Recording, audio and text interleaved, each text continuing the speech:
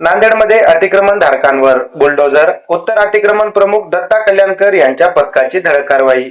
याबाबत सविस्तर बातमी अशी की नांदेड शहरातील वाहतूक कोंडी कायमची दूर करण्याच्या उद्देशाने नांदेड वाघाळा महानगरपालिका आणि पोलीस प्रशासन यांच्या वतीने दिनांक 2 जून 2026 रोजी मोठी संयुक्त अतिक्रमण विरोधी मोहीम राबविण्यात आली।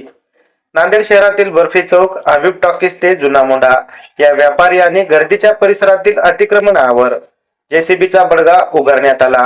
या कारवाईमुळे अनेक वर्षांपासून अतिक्रमणाच्या विळख्यामध्ये अडकलेला मुख्य रस्ता अखेर मोकळा झाला असून नागरिकांनी समाधान व्यक्त केले आहे।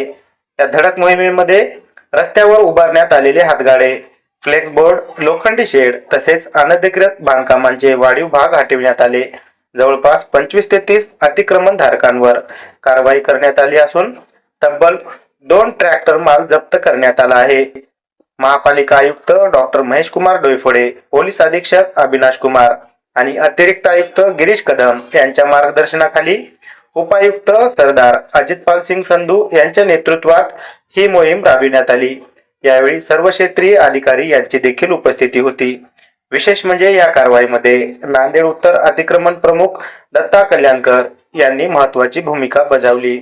त्यांच्या नियोजनबद्ध कार्यपद्धतीमुळे आणि अतिक्रमण निर्मूलन पथकाच्या समन्वयामुळे कारवाई प्रभावीपणे पार पडली। दत्ता कल्याणकर यांच्या नेतृत्वाखालील पथकाने अतिक्रमण हटवून रस्ते वाहतुकीसाठी मोकळे केले आहेत।